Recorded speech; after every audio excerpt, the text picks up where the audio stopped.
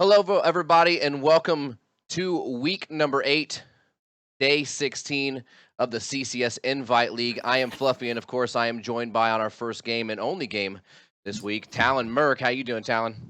I'm doing fantastic. Been a little bit sick as of the last 2 days, but I'm feeling much better today, so that's good. Good news. Yeah, I'm glad you're feeling better. Didn't even really know you were down, but it's always nice to be feeling better after being torn apart. I've always felt like when you're sick, it kind of affects everything, even eating, stamina, your desire to kind of do things. So always good to feel better on that front. No, for sure. It sucks having to go and practice with a team and being sick, and you're just like, I'm trying, as your bottom fragging with 0 kills. You're like, I can't react properly. The sickness has overwhelmed me. I missed my shot. I was coughing. Oh, awesome. All right, so just a couple things to touch on real quick as you see these basic stats for you guys. Rounds for minor at about 8.7. I'm not sure the exact total, but doing a little bit better on that end than Euphoria. They're both very close, though, here. You have both of them coming in at 3 and 4. Minor, the away team, at number 8, and Euphoria, the home team, at number 7. Honestly, they are extremely balanced. The only real big difference is they don't seem to give up quite as many rounds each game. I'd say they give up about 1.5 less rounds each game they play, but they also get one less. Just some small notable stats to take away from this one. We'll just go ahead and jump right in and go over Minor's roster. Minor Esports can be followed on Twitter at just Minor Esports, all one word. And this week we have exo.sweater, Green Frog 13, and Vane. Last week they did have Blue playing. Looks like they're going to bring in Vane for this matchup. EXO to me, always the guy to watch. A couple key stats that I was looking up prior to this match's start is EXO actually has the most kills in all of the CCS.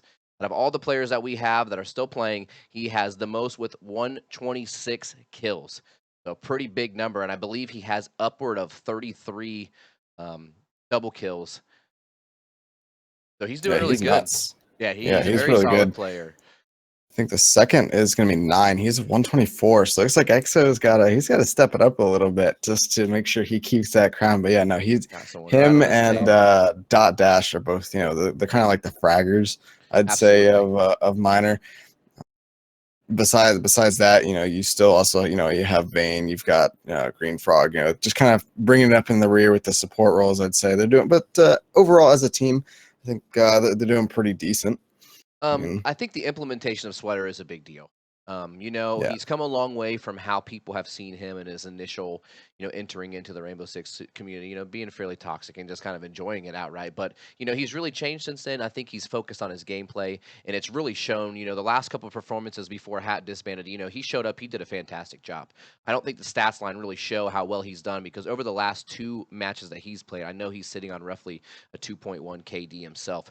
So he's doing a tremendous job. I think that implementation should help them out a lot. Another thing to note is I was talking to them before the game, and they said they have broadened their map pool. Now that Sweater's on a team, they're able to play maps that they couldn't usually play, and their play style has also kind of changed in general.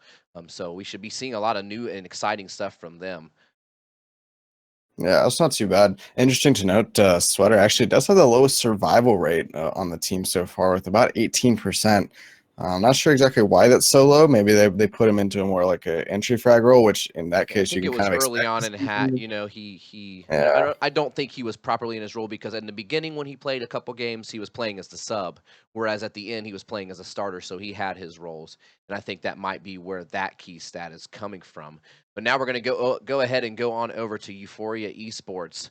You can follow them on Euphoria R6, all one word, on Twitter. Um, this week they will be using Gotcha, Jonesy, Ty Tangles, Vengeance, and Crooked. For those of you who don't know, Euphoria used to be known as Vertex Esports.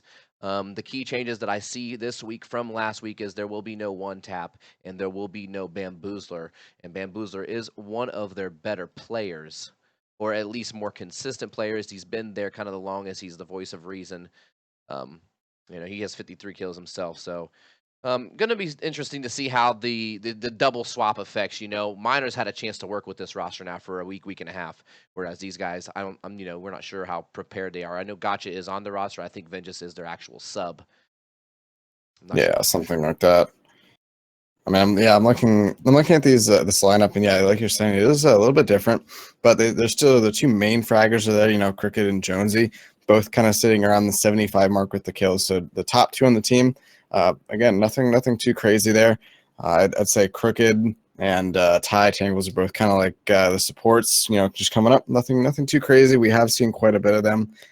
They've done okay as a team. Maybe against some of the better teams, they kind of falter a little bit, but certainly against the worse or like the not as good teams, they can definitely go and be very, very good.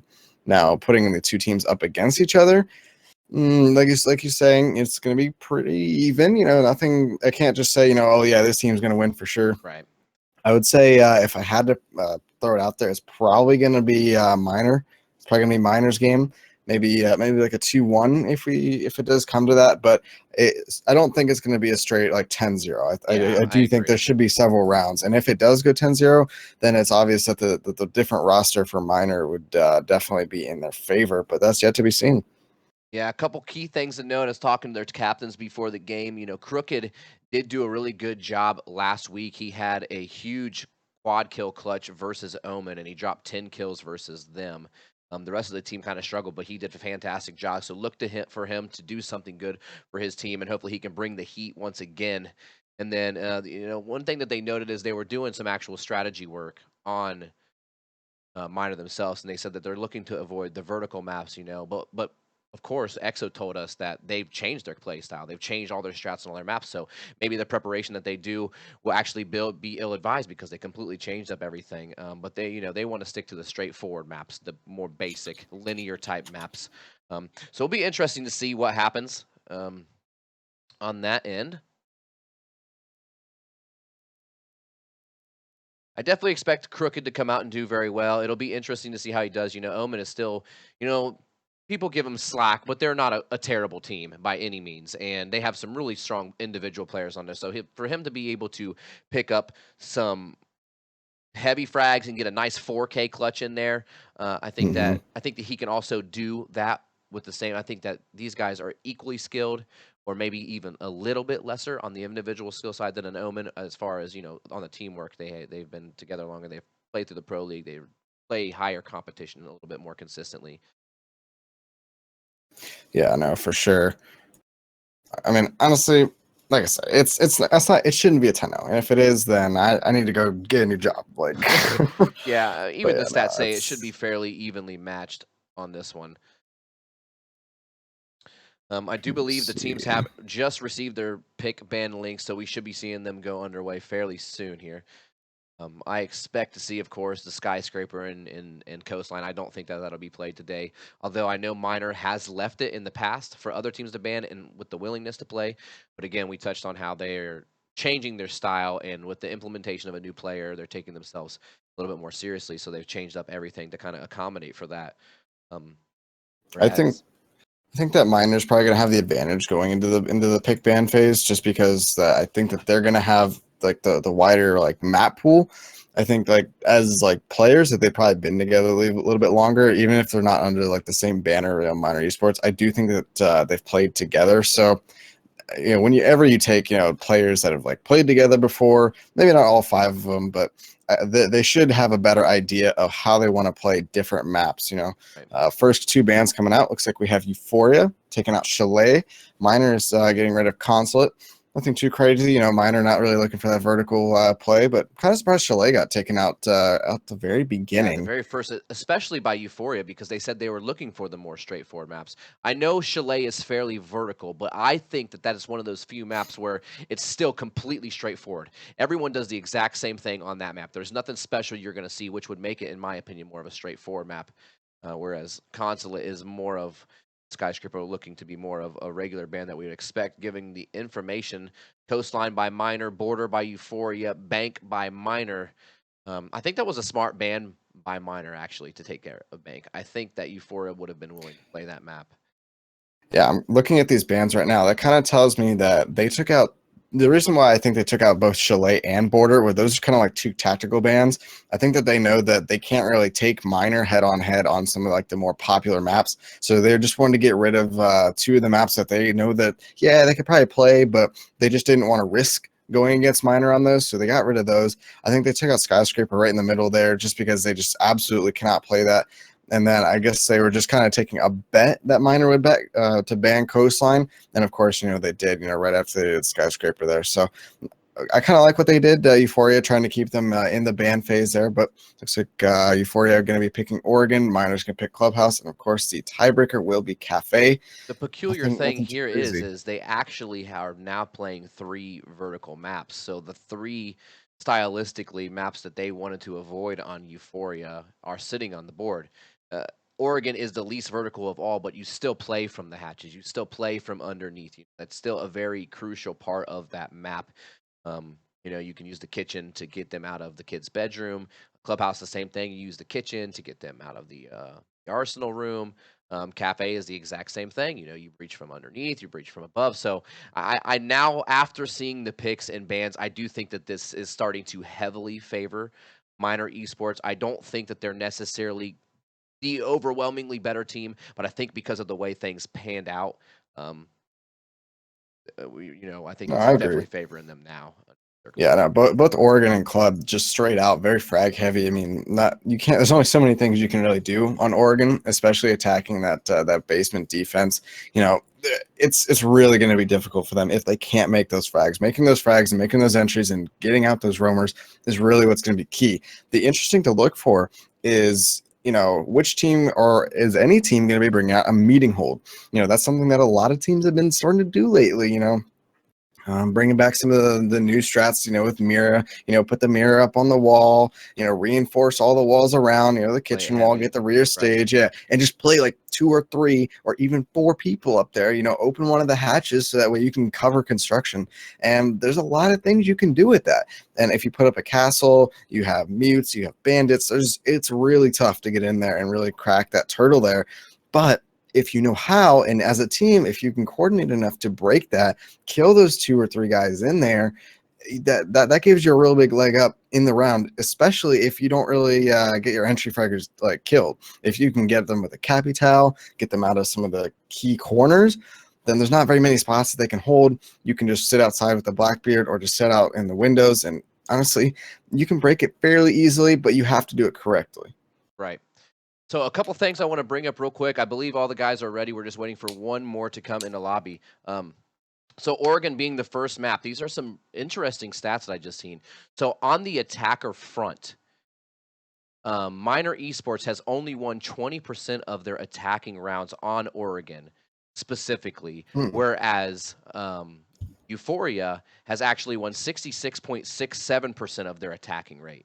Where on the other hand, on the defender percentage, 60% of the time, that's where they get their wins on Minor Esports, which is on defense. But 75% of the wins for Euphoria is actually defense also. So statistically, they are matching up. It's going to come down to the gunfights and whether the implementation of Sweater really is making a big difference, and if the 2 subs that they have to use are going to be big impact, because those stats you have to be taking into consideration with the fact that 2 other players aren't there. Of course, their heavy fraggers are there, but it's still a team game. And the next stat I want to bring up is 45.28% of the attackers in this league win on Oregon. So it's still defensive favored, whereas 56.6% of the time the defenders win.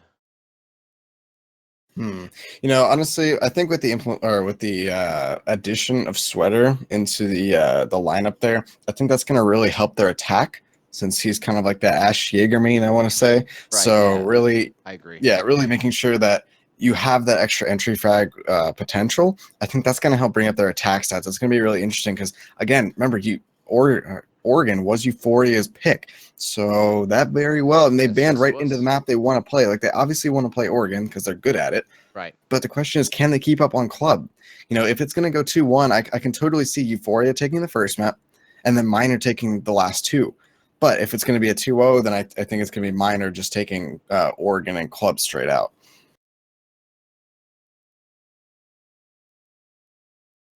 All right, so we are definitely ready to kick this one off. I am excited. It's been a while since we've had some action. I guess it's only been one day, but it feels like it's been forever since I've been with you, Talon. There you go. But here we go, right down into the first map. going on into Oregon.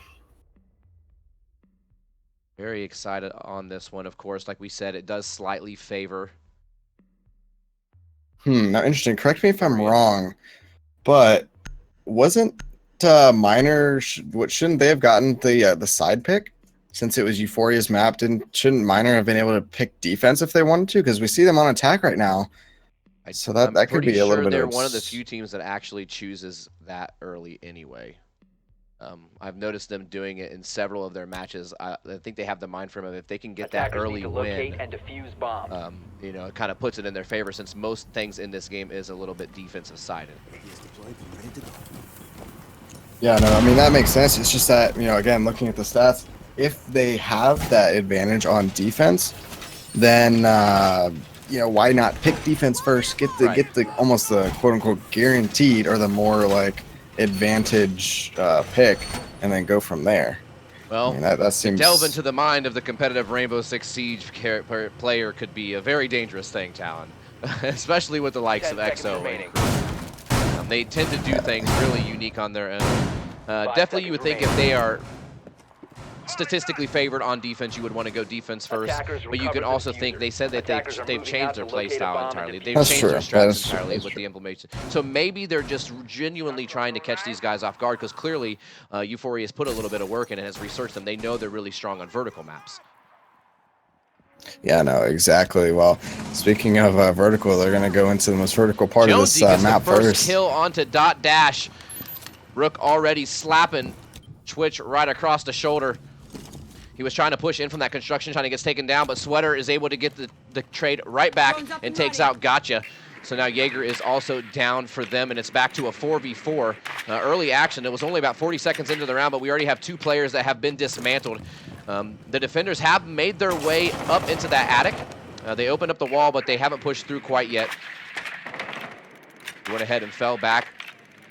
As you can see here, Crooked is playing in that attic. So now Sweater used the drone and he knows he's there. Went for a little bit of a pre-fire.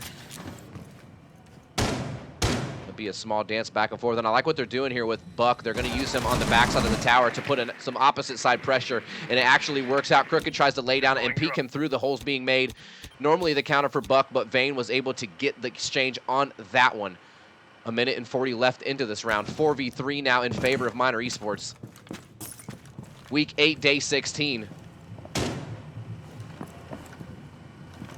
Better look at the pressure of this front stairs.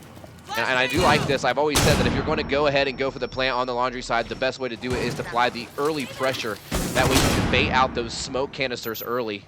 Maybe even get one of the C4s to come out, bait it out, and then go back in the next time. Oh, no. He wasted all 3 of his flashes. He didn't even get the ADS. That's really unfortunate for him. There. And now this is something we don't normally see. Normally you'll see one Amira used on the backside to protect, but they're going to opt for this, and I think he did a good job. Smoke is going to be pretty much perfect, and he has another one, as you can see right there on that shelving unit for whenever they go for a secondary plant, but it is early enough to where they can bait all 3 of these out and still have enough time to push forward. It's just going to be a matter if they can get the picks that they need and watch the right lines of sight. Jonesy holding it down on the rear tower, looking for that meeting drop on the backside. He popped one, and that is the final smoke canister coming out, and it's actually doing no damage to Green Frog. Titangle is able to get Sweater in the midst of that. Vayne getting a double kill. Jonesy able to take out EXO. Green Frog finishing up Vengeance to bring it back, but the bomb has been, or excuse me, the diffuser has been putting down. It's all left on Rook in a 2v1 situation. He does have the top side. Finally hears him pushing up. He should know. He turns away at the last second. Victim of horrible timing, but honestly a very well played round from Miner Esports, and I guess this is what we talked about. You know, they wanted to go for that offensive side, and they proved why, because now they can go ahead and hopefully secure that second round. So fantastic job to put themselves up 1-0. Yeah, no, they did a fantastic job. They cleared out the roamers. They did a good job droning. As you saw really early on, EXO just got right on his drone, started droning himself out, cleared out the first 4 of the west side. He went upstairs with his drone. He followed himself in, and there you go. He ended up killing Crooked in the top of bridge, and that's the roamers dead. I think it immediately put him onto a 4-on-3, opened up the hatch. He missed, I think it was Sweater, missed his flashes, but it still ended up working out pretty well. I think there's a couple of missed smokes there from, I want to say Vengeance was the smoke. He missed 2 out of the 3. That's not good at all. You really have to make sure you hit your smokes, because as one of the most important characters on defense, he could have really helped that round out. If he had, say, he hit the first one perfectly, he got him down to about 30 HP, cool. What if he had hit the second one? You know, what would that have killed the thermite? Probably. So then all of a sudden you bring it back to a 3-on-3, and now someone else has to plant. So that's a 3-on-2 with 1 planting. So I feel like if he had able to hit those smokes, that really could have turned the tide of the round. Now, in terms of timing, it was a little bit unfortunate that the roamers couldn't quite do just a little bit more, because then that would have put even more pressure on the attackers. And the reason why I'm bringing all this up is because they were literally just on the edge of being able to kind of flip it from an attacker round to a defender round. Because if they had had those couple extra seconds there, then it would have forced the Buck, Vayne, I think it was, to hop on in. You could have easily killed him from the double window setup. I mean, there's a lot of extra things you can do when you can just take away just 20 more seconds, just 20 seconds more, and you could have done just that much. You know, if Crooked would have been able to stay alive in bridge, even if he had just stayed in the corner, I think he ended up peeking an angle that the Buck had. If he had just, you know, stayed back a little bit, you would have been in a much better position. Drone activated. All right, we are now 40 seconds into round 2. Round number 1 goes over to Miner Esports. Of course, this is a best of 3. This is the week 8. This will be our only week 8 matchup. Unfortunately, Sinful Nature, formerly known as Dan Sucks, had to disband. A lot of people exchanging and going to other rosters. And then we also had a forfeit on the end of Nerva. A lot of players on vacation for the holiday. That's just kind of how it went down. So this will be the only one we have. Jonesy getting a little bit of damage down onto EXO. Actually, a lot of bit of damage, taking him under half health with that exchange. 1:45 left into the clock. They have pushed their way inside of the rear tower. EXO able to get the first pickup onto Jonesy. That big fragging power that we talked about coming in early. He does get down, but it looks like it might be in a safe location where his teammate can just rotate up and pick him up, and Sweater is going to go ahead and do that. 1:30 left in this round. So complete control of the back tower, but EXO shoots Gotcha right in the face to pick up a double kill. Wow, and then he gets traded back by Crooked. Deploying shock drone. This is kind of interesting that we're not seeing any back pressure being applied from the other side of the map. You know, all we have is we have Sweater and EXO. They're only having to focus on one side. They're only having to focus on that big tower and bridge, but we're not seeing any pressure from behind like we saw on the other team, on Miner. Miner was able to push in from the other side as well as push from big tower. I think that made a big difference. Sweater able to get the kill onto Ty Tangles, and a dance back and forth. It looked like he was going to get him, but Crooked does a good job. He picks up his own double kill and takes out Sweater, ending his killing spree as well. 35 seconds left into this round. 3v2, though, in favor of Miner once again. And they have the numbers and they have the time, so likely going to be a win for them. They're going to have to put in some really good work. Just dropping here in this corridor isn't going to do the trick because they're going to easily be able to focus it. Wisely separating, one going to go for the front side and one going to go for the back side. Seconds remaining. Vengeance finally seeing that Valkyrie camera and taking it out, but it's not going to matter because it's still a little bit late. Dot Dash is going to be able to put pressure on it. He's going to get killed from the side of Vayne, who ends with a double kill. Good teamwork, good pressure, good shooting. Another round going for Miner Esports, and that puts them up 2-0. So there's really two big things that we can really take away from that round. One, the roam game and how roaming can be very effective. And two, how not taking care of the roam game can really be bad. That round, we kind of saw Euphoria put a lot of heavy pressure on that big tower, you know, that rear stage area. And as I was saying, in the middle of the round, we don't have anyone coming in from either side. They didn't even open the front door. That allowed Sweater to rotate up, pick up EXO. There's so many things that they could have done, but they just didn't. Because if, say, for example, if you put one on big window, that wouldn't have allowed EXO to rotate out of that bridge, which means that whoever the Ash player was, I forgot who it was, would have been able to kill EXO, because I think EXO, as soon as he took a bunch of damage, he ran out of bridge into like the master hallway. If you would put even one guy on the big window, or even gotten him in Dorm's main, he could have easily gotten a kill onto EXO for free, basically, because he was sprinting out. But when you don't apply any pressure, when you don't even open up doors, you don't even open up windows, that just allows them that free roam. And when you allow them free roam, they're going to pick you apart no matter what. You have to really try to take out those different routes that the roamers can use to run around. And if you don't do that, guess what? You're going to end up like that just happened. The roamers are just going to kill you, and you're not going to have enough time or the utility to do anything. I agree completely. 5 seconds left before insertion. So what do you think they need to do right now? I mean, they're down 2-0. The momentum is in favor of Minor Esports, and they've been putting on a fairly dominant performance. So what do you think that if you're Euphoria, what do you do right now to change this? Well, right now they seem to have 2 roamers over towards meeting, which means that they do kind of want to hold that meeting kitchen area, but they're not really putting a whole lot of utility towards it. What they're just doing is they're just sending them up there and be like, all right, good luck, guys. We don't really have any bout cams help them. We don't have a castle, any mirrors help them at all. So it's just all up to their gun skills. Good pickup on Crooked onto Sweater, taking him out. He got a little bit ahead of the drones, I believe, Sweater, so they didn't really have any intel on him. But, say, for example, if he didn't make that kill, what if Crooked got killed? Unfortunately, just like that, that's a straight 1-for-1 trade, which is in the advantage of the attackers. You don't have any utility that you're wasting. Like, that wasted almost no utility. Okay, yeah, you might have taken out a drone or two, right, but guess what? You're not wasting any Ash Charge. I mean, you did waste Ash Charge because you killed her, but if she was able to get him off, you didn't waste them. You didn't waste any other drones. There wasn't only a whole lot of drones that got killed from that. And look at this, Gotch is already back down. Now they have full control of the upper side of the map with 2 minutes remaining. If you really wanted to have a more effective room, hold meeting, hold kitchen, hold upstairs, do something other than just run around randomly. Like, it's not a structured roam at all. It's just like, all right, let's just run around. One of the beautiful things about this map is you can reposition easily as long as it's intelligently, but the best way to do it is to pair it with another person, because no matter what, then you're going to get the exchange. And like you said, your job isn't just to eat time, although that's the primary objective.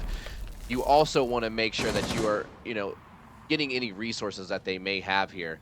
But as you can see, EXO did just push into the meeting side, got that hatch open and moved front upwards toward that garage, got some barbed wire out of the way, so all the hatches are open. Have located a bomb. 1:10 left in this round. It is a 4v4 though, and it looks like they're actually going to be pushing from this rear side stairs. I am a firm believer that this is probably the hardest push to make in all of Rainbow Six Siege. There is 3 different angles that people can see you from, and you can't even see them because your feet will always be exposed first. I'm here, buddy. Relax. EXO does get down, but Green Frog is able to get the kill as they pick him back up, and he's taken to 50% health. But Jonesy able to get a nice headshot on the dot dash using that MP5 SD from Echo. His Yokai drone is down. Titangle was able to pick up EXO also. So what looked like it was going to favor them. See, this is why you don't push the backside. It was heavily in favor of Minor Esports, but then Euphoria just playing that easy lockdown defensive game. Jonesy with a double kill. A nice headshot there. That's pretty much an all-or-nothing gun. You either get the headshot or you don't get the kill, and he's doing a fantastic job aiming for the head right now and executing these guys. It's all left onto Thermite of Green Frog. Not much he's going to be able to do. Going to be looking to get himself a kill here. He does actually get the headshot onto Jonesy and put him down, but the time's running out, and it's going to be an easy solution for Vengeance to end that one with the SMG-11. And they're finally going to pick up their first round and switch some of that momentum. So now it's 2-1 in favor of Minor Esports. You couldn't have said it better. That's a pretty hard attack coming in from the back. But they had the Thermite on those back stairs. But why didn't they open up construction? They didn't even open up construction wall. Like, come on, guys. Like, you got to open up construction wall. You got to create more angles for them to watch. Because when you don't make angles for them to watch, all they have to do is just watch like one thing, and then they can kill you really easily, which is what we just saw there. They had the man advantage, they had the utility advantage. And here's another thing: why didn't they just go for the exact same attack they did last time? Right. It won. What did they really change up? Yeah, okay, so they put 2 more barbed wire on main stairs. Like, congratulations, that's not really that big of a deal. You can just get rid of that. So for them to change it up like that, it kind of seems confusing to me, because they didn't see any really big change up. They had almost the exact same room setup, maybe in a little bit different like spot. Yeah, sure, Crooked came up and got 1 kill early on the Sweater, but you know, but why? You know, like there's no reason to switch it up. It's obviously working. There's no reason to get fancy with it. You know, it's not like we're in pro league where the strats and the counter strats come down to every little last position of a player in drone. You know, so that's kind of what really kind of led their downfall. They're probably obviously not as practiced on that sort of attack, and when you're not as practiced on a certain strat, then why switch off of a strat that you know is working? Really big. I don't know exactly who made that call or who made that shot, but it goes on the classic saying of if it's not broke, you don't fix it. Exactly. And yeah, exactly. Siege really works like that a lot because sometimes people just don't catch on to what you're doing. Of course, you want to have something if they adapt. But they didn't do anything different defensively. So they could have done the exact same thing. And they actually were at a bigger advantage when trying to attempt that plant whenever they were successful last time. So I don't know. I agree. I don't know why you don't just push down there. Execute the same game plan. You're going to be more successful. You're at least going to have the awareness to be able to switch up to this other strategy that they clearly have prepared. But instead, they've already showed that hand, and it failed as well. So nothing good coming out of that as they do get into master bedroom. The EMP is coming down from Vengeance, and he opens up that wall as Vayne rotates back into the small derms, but it's not Bandit, so he's going to be able to use those Hibana charges and open up that wall all the way in this small dorms here. Green Frog holding down the top of the white stairs hallway. Sweater pretty much heavily roaming again. Vayne, another early pickup by him, doing a good job today. He takes out Jonesy as he tries to sneak in. I think that was an errant push, honestly. A little bit of another thing here is why they use the Habanas to open up that small dorms instead of the thermite which they have. They have like a thermite. Come on, guys! Like you have a much better tool in opening up. You had control of master. There's no pulse. Like just go use a thermite. Like you're gonna have a much bigger hole. Vayne wouldn't have been able to sit on that wall. He wouldn't have been able to get that easy pickup onto Jonesy because all he was doing was just hiding behind that wall and then went for a cheese peek essentially. So really kind of confusing. Actually, no, excuse me. Jonesy pushed into small. Very good aggressive play by Crooked. He tried to see for him, and he pushes in and takes out Vayne. And on the other side, down the hallway, Gotcha is able to pick up, looks like that was Green Frog. So no more Valkyrie and no more smoke. That's actually pretty big, but Sweater is able to get the exchange back onto Vengeance, while Gotcha is able to take out Sweater. So a lot of back and forth fragging. Another advantage, though, for the, I guess not another, but an advantage finally for Euphoria eSports as they are up 3-2 now with 50 seconds left. They still have to push forward and attack, though. They do have the door, or the dorms open, the small dorms that is, but they do have a mirror here at the top right in order to watch into it. And I've been seeing this mirror more and more recently, and I actually really like what it does for the defense. Dash does a good job in order to kill Ty Tangles. He does a double kill, takes out Crooked. Exo had down Gotcha, but that's a default kill for him. So another very clean ending to what looked like was going to be a disastrous round by them to put themselves up to 3-1. Yeah, big misplays there from Euphoria. I mean, huge misplays. Like, I have no idea, like, what was their plan there? I mean, was the thermite on the other side of the map? Okay, sure, but then why was the thermite on the other side of the map? Like, you have to use the thermite in that situation. Then you could have saved your Habanas, and you could have opened up that window from the small dorms or the generator window. You know, you can just hop down over there where bridge is. You could just shot it open, and then they wouldn't have had the Mira open. So there's a little bit of misuse of their utility. Now, interestingly enough, the roam kind of wasn't set up to try and counter that. Sweater and Exa were both kind of downstairs in the kitchen area when they were completely going for like an armory master sort of take. So the fact that the roam wasn't really ready for that meant that all you had to do was just kind of sit your Thatcher or just another support player, sit him inside a garage or sit him outside a front door, and there's nothing they can do. The roamers are forced to go up white stairs at that point, and they can't really help their team. You know, if you had taken out that mirror, taken out everything else, guess what? You know, there's nothing you can do. Unfortunately, I did think that we did see Jonesy pushing really early on. I think that's how Vayne, I incorrectly said it was a cheese kill because, you know, how close he was sitting, but it really wasn't. Jonesy just pushed right into the hole for no reason. Like, what, you drone him and just expect you were going to run in through past a mirror and get a kill? Like, a little bit unfortunate there. Yeah, you got to be a little bit more calculated when you approach a situation like that. You know he's in there. You droned him. You see the mirror there and you see the softball. You know they're going to be playing that. So at that point, you're going to want to do something like pressure from the hallway window.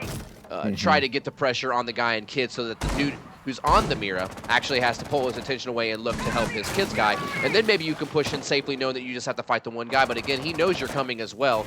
He's not deaf, so you just want to calculate your movements a little bit better. Rainbow Six is very unforgiving on mistakes.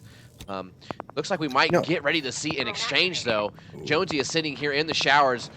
He has Green Frog on that cardiac sensor, but he's going to get spotted out. Now, right there, I would have pushed past that drone, and I would have aggressively played it. Now, they know he's here. There's going to be 2 investing. That's a Blackbeard going for it, and then it's also Sweater on Ash. Ash going to do what I thought he should do. He's going to jump outside and try to pressure from that window. Ooh, a nice little flick, and it takes out Jonesy. Spicy. Done. Yeah, done, son. Good kill by Sweater, showing that fragging power that we talked about. Vengeance able to use that SMG-11 and lay down some heavy fire and take out Dot Dash. That's so that can bring it back to a 4v4 with a minute and 42 remaining. Blackbeard putting some shots down on Crooked as he rotates. He doesn't land the shots just yet. Flash out. But he's going to do what most Blackbeards do, which is basically just bully himself forward. A missed flash grenade. Oh, a dance with the devil coming out from Crooked, and he actually wins the initial exchange, getting off to about 15% damage. But it's going to be all too much as he gets taken out by Green Frog. Fortunately, he does get himself a double kill and take out Sweater in the process. So with a minute and 15 left on the clock, it's a 3v3 all tied up.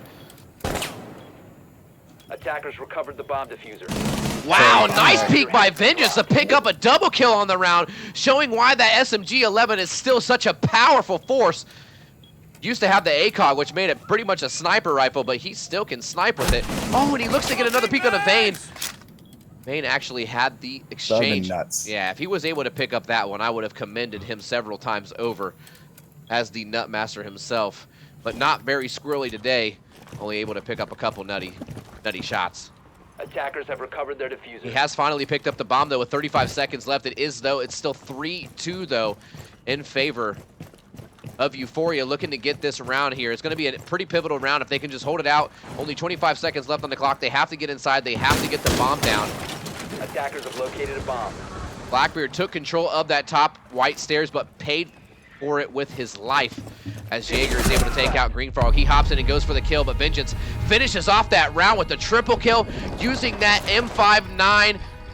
And as you can see here, he just lays one. Woo! Slugs him right in the chest and lays him down. And that's the round that they needed there to bring it back to 3-2 to prevent that match point to come on them already.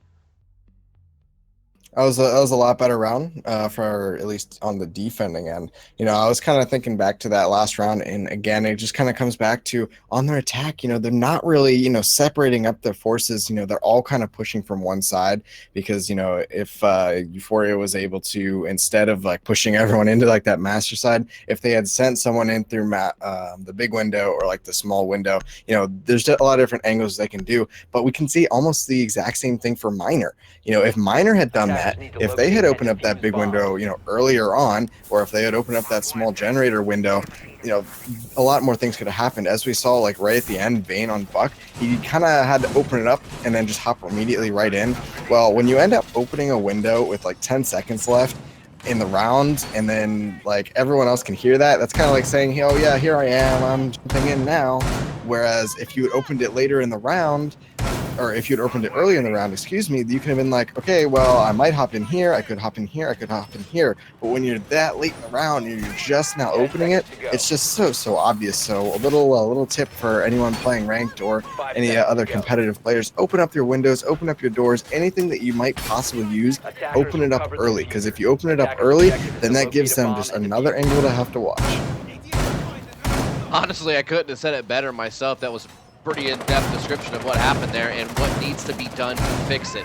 So hopefully the Miner can do what they need to lock it down, send it to match point. But I think that it seems like Euphoria is just kind of starting to pick up on what they're doing, because it's seeming like a lot of it is early gun battles and just individual slaying from Miner. So if they can just lock it down and come together as a team, they should be able to bring this back, tie it up at 3-3. So I'm very excited for this round. Wow, look at this nice cheeky little spot coming out from EXO.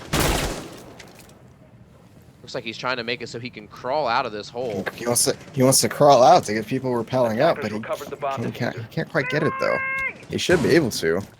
Honestly, you should be able to run out there. Yeah, he should be able to crawl out of that, but something's preventing him. I actually like the thought, because it's a really interesting strategy that we don't see used very frequently, but I think that's a pretty... Ooh, wow! He says, be quiet, Fluffy. I'm going to wrecked. throw that C4. He knew he was laying in that corner. Dot Tash That chucks was it up nuts. through That the was hallway. underneath. Like he threw it from underneath and he got it. Like that's. Yeah, he was able to throw it up through the hallway hatch into the meeting, attach it to the wall that he was laying beside on his drone, and just totally annihilate him. I'm not sure if he actually was able to get the front meeting hatch before he died. We'll have to use the camera to see that. But that could be pivotal if he wasn't able to get that open. Vengeance going very aggressive and pushing forward. I thought we were going to see an exchange. There was a little bit of a gun battle between Sledge and Jaeger. Reloading. Sweater able to use that MP7 and get gotcha. And I guess he gotcha. Wow, a nice double kill coming out. Vengeance trying to put on that aggression and push him. And it's ill-advised as he says, I'm Sweater. I'm sweating today. I'm going to knit this one up and take you out. Crooked able to get one on the backside of him, though, over by Armory, and he has no clue he's there. No team communication, and the triple kill coming out from Sweater, and he's actually starting to warm up. Another kill. Wow, the quadra kill. 4K. Sweater totally annihilating the competition, individually winning that round, bringing it to a 4-2 and match point for Miner eSports. What just happened? He just walked into the back. Like, hello? Is anyone there? I knew that they had the drone in there, and 2 people died to Sweater inside of small dorms. What are you doing backing into small dorms? Like, what? I'm sorry, guys, but listen, you got to do something other than, hey, let's rush 2 guys through bridge, and let's expect something to happen.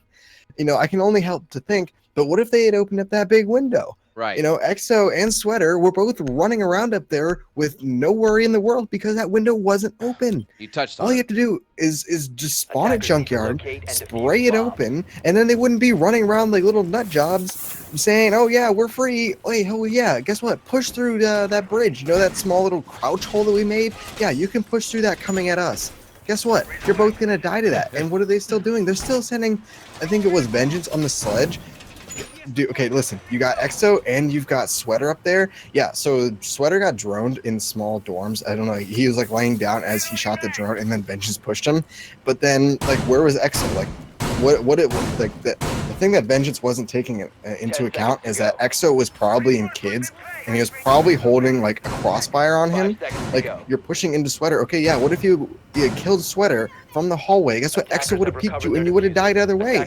In a 1-for-1 trade, when you're already down like 1 or 2 people like that, is not worth it at all. Like, at that point, you guys just need to fall back and just go for the site and try to hold the roamers off, because let me tell you, you are not going to kill those 2 guys sitting up there pushing through a small crouch hole in bridge. Like, you got to find a different way, hopping through a window for all I care. But you can see what Sweater and Miner is doing. They got people in Big Tower. They have EXO on the drone. Guess what? They have a pinch set up. They've got Dot Dash outside this kid's window. They've got Sweater here. They know the Jaeger is sitting there. And just like that, it forces Sweater. He saw the drone, and just like you said, they have the crossfire. You choke them out of the spots they want to be and force them into an awkward situation. You have someone there to watch the angle, and so Sweater is able to capitalize that and get another kill. So in the last 2 rounds, he is now on a 5-killing spree. He's got 5 kills over the last 2 rounds and not been slayed yet. 1 minute into the round, so 2 minutes left onto the clock. 4-2 now, match point in favor of Miner eSports. Statistically, it was favoring Euphoria. They are using 2 substitutes, so maybe that playing a pretty crucial role here.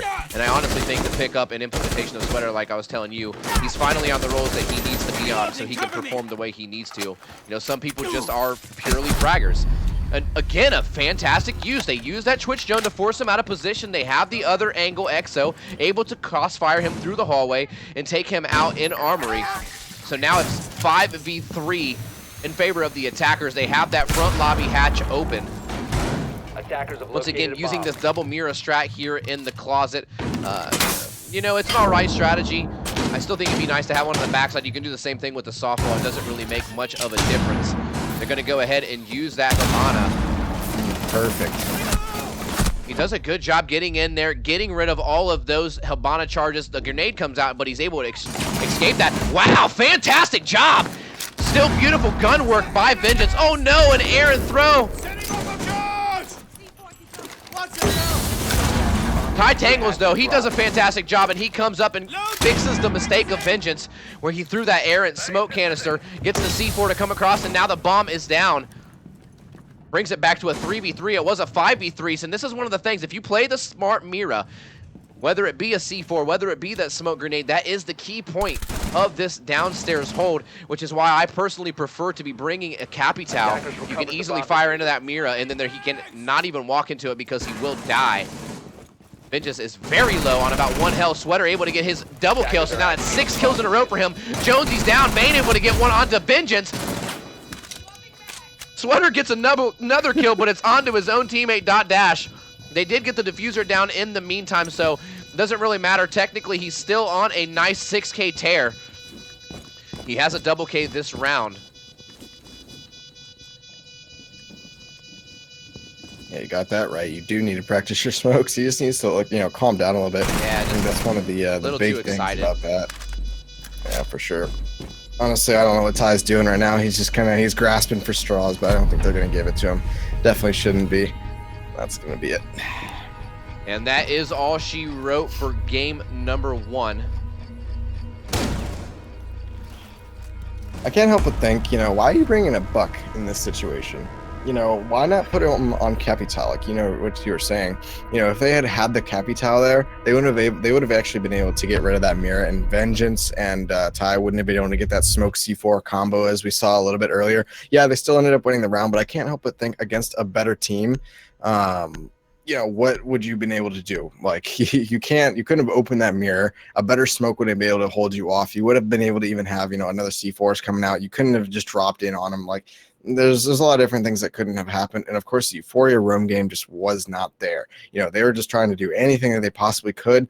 Unfortunately, that Jaeger and Armory, why didn't you hop out into Garage? Like, you had no escape route. Like, why would you ever put yourself into Armory? Like, you have zero escape route whatsoever. Yeah, you're gonna go run out the door, down the main stairs, and into whoever's watching the front door. Like, that doesn't seem like a very strong thing to do. That sounds like I'm gonna just put myself in this corner and just hide there. I think that's what the bandit did as well. He just kind of hid in kids. They didn't have the hatch open. Why are you roaming in kids when you don't have the kitchen hatch open so you can rotate around? The one thing about roaming is you always have to have a rotate point. So definitely they need to come back, rewatch the VODs, and set it up, and I think they're going to be in a much better spot. Yeah, as long as they do a little bit of adjusting that's needed, they should be able to come back fine. I don't really think that they got completely dominated. I just think there was some strong individual performances that came out. So on that note, we are going to go ahead and take a quick 5-minute break. But when we come back, we will be going on to map number 2, which I believe is Border. Should be Clubhouse. Clubhouse, is yep, miners. Clubhouse, and then Cafe. So, mm-hmm. All right, well, we will take a short break, and we will be back with some more CCS Week 8, Day 16 action. Don't go anywhere and stick around.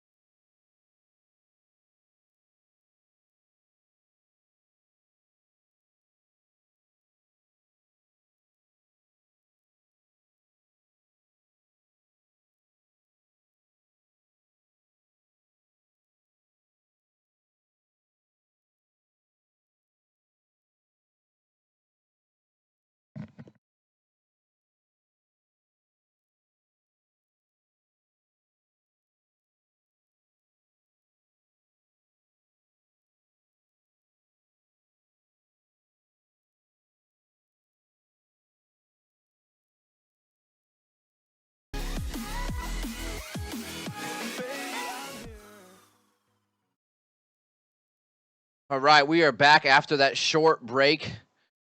If you guys weren't with us before, Miner eSports put on a pretty dominant performance, winning map 1 on Oregon 5-2. Anything notable that you'd like to take away from this one, Talon? I mean, honestly, I need to see more out of Euphoria in terms of hunting the roamers and applying multiple angles of pressure. I know I've said it, 2 or 3 times last match. You can't all just funnel in through one little point. You have to apply, open up different things. You have to start working together as a team and not just as a, okay, you go in, okay, you died and maybe got 1 kill. Okay, next you go in. Okay, maybe you're just throwing you're throwing bodies at a wall. Yeah, sure, you might be able to crack a wall. You might be able to do a little bit of damage to all, but you're not going to bring the whole wall down like that. You have to bring in the wrecking ball. You have to bring in the bulldozer from both sides and from all sides. Do everything you possibly can to bring it down, right? But instead, they're just throwing it just one by one. So we really need to be seeing them, applying different pressure, start opening up different things. Really, use your drones. They did a little bit. I'll give them that. They droned a little bit, but hopefully if we can see that, then they'll be in a much better shape. Now, because we are on Clubhouse, it's not as big of a deal because roaming is much harder on Clubhouse. So, Miner might not have that advantage. I do think Miner is a lot better in terms of individual skill, especially after watching that map. So they're going to go ahead and swap sides. Looks like Miner will actually be on defense first. That's kind of interesting, especially yeah, kind of flip-flop from how it should have been. Yeah, I know. Normally, when it's your map pick, usually you go for defense first, but who knows? But yeah, no, especially since it's not really as a roamy of a map, they very well could have the advantage here. I'm speaking of Euphoria, just sitting there and turtling, but they have to be able to hit their shots. And if they don't hit their shots and they don't open up multiple angles, then they're going to have no chance whatsoever. Yeah, I agree. No chance at all. They're going to have to make the adjustments needed here. They went ahead and started the game, but I want to bring up this replay real quick. Sweater able to use that MP7 and get gotcha. I guess he gotcha. Wow, a nice double kill coming out. Vengeance trying to put on that aggression and push him, and it's ill-advised as he says, I'm Sweater. I'm sweating today. I'm going to knit this one up and take you out. Crooked able to get one on the backside of him, though, over by Armory, and he has no clue he's there. No team communication, and the triple kill coming out from Sweater, and he's actually starting to warm up. Another kill. Wow, the quadra kill. 4K. Sweater totally annihilated. So as you can see there, Sweater doing a good job for them on that round. But we are now underway on map 2, Clubhouse. Should be very exciting. And do you think that we're going to see another strong performance coming out by Sweater like we just saw in the past one? We very well could be, especially if they're going to be playing the bar stockroom defense first. Now, this is something that you almost never see. They do everything the opposite of everyone else, and it always catches people off guard. It's just a matter of will they execute. Fortunately for Euphoria, excuse me, they do have that thermite. Some people won't bring the thermite, so going for that bar stock could catch them off guard because how are you going to efficiently go from that stripper side if you can't get the wall and get all the hatches and do everything that you need to do, open up anything that you need to. So they try to catch them off guard. I don't think it panned out. Maybe they just are really confident in their setup here. A nice double peek, actually. Some early cheese coming out from Miner eSports. The cheese is real. Not sure if Clubhouse is located in Wisconsin or not, but I smell cheese, Talon. I actually have no idea where Clubhouse is located. I think every map has a state associated or a location, a very specific one. I'd have to go back and look at it. If I had to say, it's probably somewhere in the Midwest. Yeah, it's probably somewhere out there. I mean, who knows? Who knows? But either way, I mean, we're having, again, the Sweater EXO roam. It just did so well last map. And I think that's honestly why they decided to pick bar stock first, is so that they can have these 2 guys on roam, to begin with. Right. And he's doing a fantastic job right now because he's all the way up there in that bedroom, but he's just using that cardiac sensor, just kind of giving his team intel. They know that one's there, and he was able to spot a second one. So he saw him, ran across. And that's the thing about EXO that you'll notice. He gets a lot of kills. He doesn't have a crazy 2.0 KD, but what it is he caused a lot of early aggression and problems. Wow, just a little bit off to the left. Dot Dash able to get the first pickup of the round on Vengeance. and Jonesy able to kill onto Sweater. Wow, Exo, a nice headshot on the gotcha. He peeked out just a little bit too errantly, and Exo was in the position to finish him off. So now it is a 4v3 in favor of Miner Esports on the first round here on Clubhouse with 1 minute and 17 left on the clock. Exo still doing a good job on the roam. He's heavy on the upstairs. Crooked able to get the pick up on the Vayne. Dash getting one onto Crooked. And I like the C4 coming out. It just doesn't connect. Meanwhile, they do know he is there because he has been droned out entirely. A minute left. And I like what he did. He spotted him very momentarily to get a double kill. A good roam game coming out. Wow, Ty Tangles fortunately just moved right out of that smoke because he was in it as he threw that camera. And he would have been costing him his life. Deploying sensor. 44 seconds left on the clock, a 3v1, everything left on Thermate. They know he's left in this strip room, so they're all going to rotate and invest. I believe that's the second smoke canister coming out. This round should be going over to Miner Esports, and what do you think's went on, and what can we take from this one?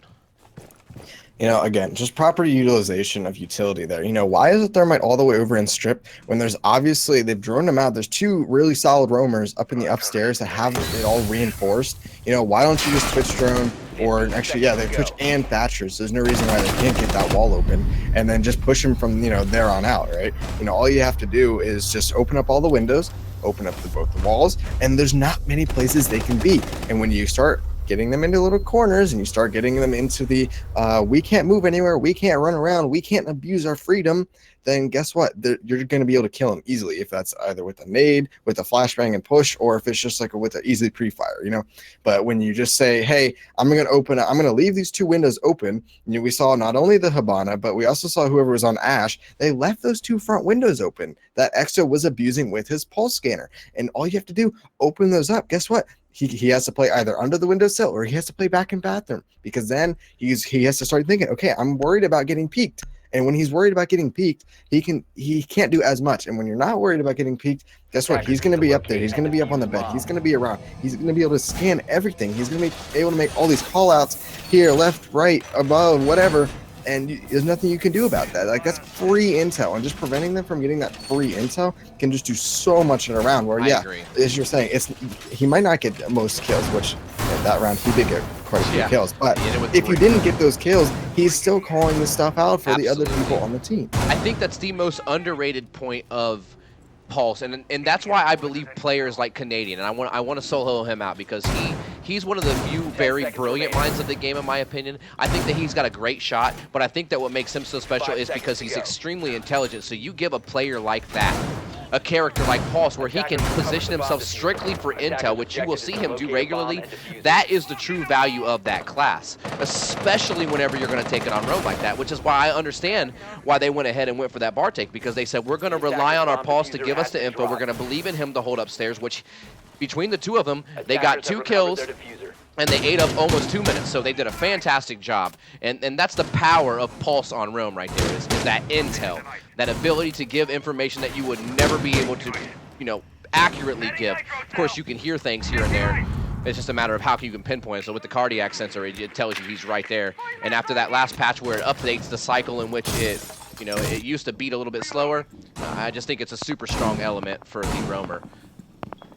No, exactly. You know, one more thing I was just thinking about, and, you know, I hate to bash on people for too long, but, you know, they had the Habana up there. Why didn't they use their utility? Why didn't, ooh, good shot by Vengeance there, you know, picking up Dash through the floor. Anyway, you know, you have the Habana up there. Why aren't you opening up the wall? You just died for nothing. Yep. So guess what? So they didn't open up the wall, they didn't open up the windows, and then guess what? You know, as Jonesy, I think it was the Habana, he pushed in, like, at the very end. He was coming through, like, the cash room or something like that. Or not cash room, it was that office room or whatever. You know, he pushed in. Where were his flashes? He knew he has to be in there. He did drone it. Like, he pre-droned before it. Why didn't he throw a flash? Vayne uses that shotgun and takes out Gotcha. Yeah, and I agree. You want to use the flash. You got to play to your strategical strengths. Green Frog able to take out Jonesy's Sweater. Another kill for him. Takes out Crooked, but he does get traded back by Time Tangles, who's on that Mira. Bomb located. So it's by a attackers. 2v2 with 1 minute and 10 left on the clock. They do have a smoke, but they also have a Blackberry on the other side. Excuse me, it's a 3v2 in favor of Miner Esports. Habana hiding from me over there.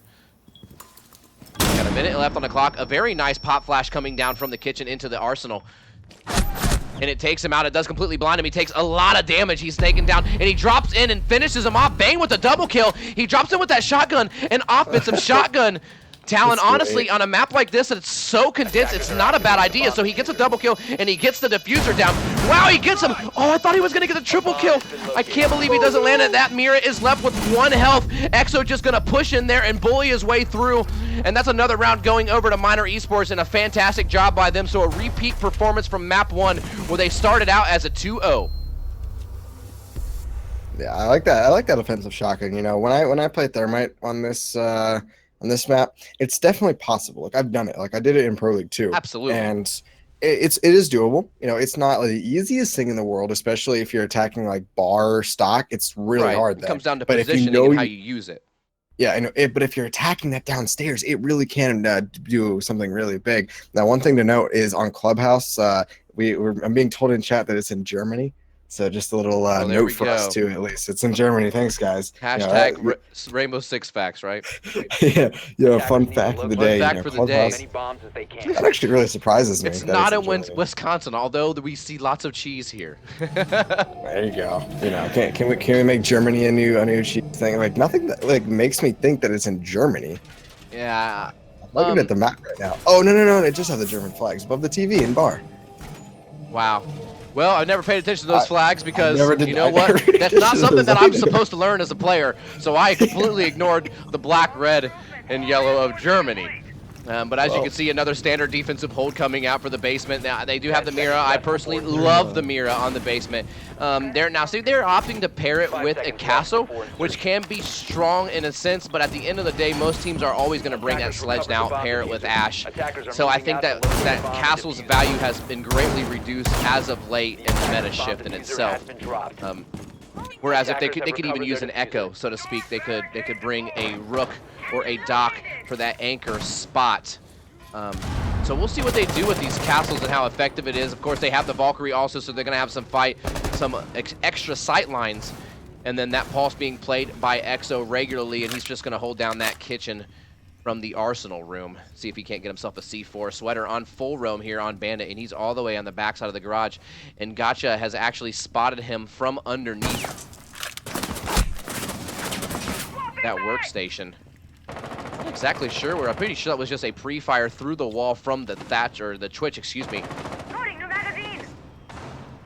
I'm not exactly sure where, but Sweater's kind of unfazed. Like, he knows he got spotted, but right, yeah, he's standing strong. That's just one of his notable elements. Is he's a very confident player, and I do believe that is one of the key elements of Rainbow Six Siege. Is you have to have confidence. You have to know that when you're going to make a decision, when you're somewhere and you put your cursor on something, that you're going to land that shot. Because if you even take 1 millisecond to react, other people are going to pre-fire you and they're going to get the kill. And Jonesy takes out Exo.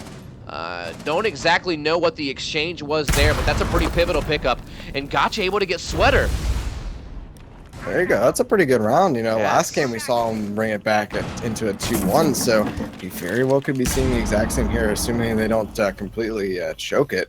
But that looks to be the roam game has been shut down for, I want to say, the first time in this series. You know, they haven't really been able to get Sweater, the Exo. They haven't been able to get him out, but this time they've done pretty good. A bomb has been located. Yeah, I have to say I'm pretty impressed. They did a good job. They picked up the 2 primary fraggers for the team. Whoa, a little bit of pre-fire, and Vayne almost walked right into it. He got lucky with that one. They have obtained complete control of the front side, but Vayne gets a headshot.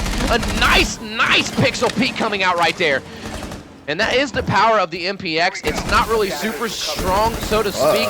Wow, and mistakes were made as Ty kills his teammates. Don't throw this round. Euphoria, don't throw the round. And they were up 5-3, and they took out 2 other heavy fraggers, and they brought it back. And now it's all tied up on a 2-2 with 30 seconds left as Crooked takes out Green Frog, and Dot Dash gets the exchange over to Gotcha. So no Habana, no Sledge, no Ash, but on the other side, no Castle. Ooh, nice! I thought Bane was going to get the exchange, but Crooked picks up a double kill for himself and shuts down Bane. That's actually a pretty big pickup. He's their other last heavy fragger. Wow, Crooked with the triple kill to end that round and bring it back to a 2-1. And that's that momentum change that we talked about earlier that they needed. So a fantastic job by him and strong individual Twitch play.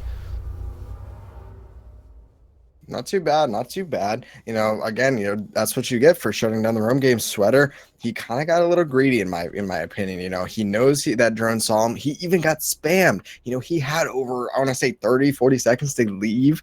When you're stuck in that one single position, you can get out through oil pit and get back to site, but he decided to hold it for some reason. And that's kind of like peculiar to me. Whereas, yeah, you might be really, I guess, confident that you can win your aim duels and that you can beat these guys, but why take so unnecessary risks? Why go and do all these things when all you have to do is just fall out, and that would have easily wasted another 10 seconds. That would have maybe wasted another drone. You can even sit in oil pit if you want, kill the drones jumping down, and then run away for that, just for that little extra spice, So I don't know. It's kind of confusing to me, why he decided to sit inside a garage. Again, it probably just comes down to him just being pretty confident about it. And there's nothing really wrong with that. But when you start losing individual rounds to it, that's where you have to really, start coming back. Because if this game comes to a 6-5, guess what? He's really going to be like, oh, dang, I actually probably should have rotated out of garage. I shouldn't have stayed. I shouldn't have done all these confident things. Because when you start being overconfident, there's a big difference between being just confident and knowing what to do and being overconfident. When you overstep that bounds, that's when you start losing those individual rounds, coming down to just close one-on-ones, one-on-twos, which is what we saw. So here we go, round 4, and it was an early 2-0 advantage for Miner Esports after a very dominant performance on map 1, which was, of course, Oregon, where they won that one 5-2. We saw strong performance by EXO and strong performance by Miner, which is what we've seen here today as well. But on the back of Crooked, they were able to secure their first round to swing the momentum back in their favor. So here we go. Smoke going to be playing this dirt tunnel, but they're not going to be opting to open up, although they do have the thermite. It looks like they're going to be using that thermite and reserving it to be able to go in that church room wall if needed behind the minibar. Jonesy is the one on pulse for Euphoria. He's pretty much just doing what all pulses are supposed to do, which is using this cardiac sensor to get that intel. He's able to call out 2 of them with that. So 2 minutes, or 1 minute down, excuse me. Still no action on this round. A lot of the other rounds were pretty high intensity. These guys, it looks like they're on a full turtle, kind of the specialty of Euphoria. I'm looking at the operators right now for the attacking team, and there's no way to get rid of batteries. They have the thermite, they have the Habanas, but they don't have a Thatcher, they don't have a Twitch. How are you guys expecting to open up that Wow, Twitch? Sweater comes in, quick taps Crooked, and then just devours Gotcha. But he does get traded back by Gotcha, but wow, that was quick, and that was exciting. Yeah, no, look, they've got Green Frog all the way down onto those EXO. stairs. Sorry to interrupt you again, but action just coming every time you try to give him the rundown. And Vengeance with the double kill of himself, the M59. And honestly, I love that shotgun. It's one of my favorite reasons that I use Smoke, is just because you can easily clunk someone up close. We talked about that thermite bringing that shotgun on the offense, and he countered it with the shotgun of his own. Maybe a gun battle up to undersuit here. He hears him, so he knows it's there. Jonesy gets a double kill for himself and takes out Green Frog. So now it's all left on Thermite.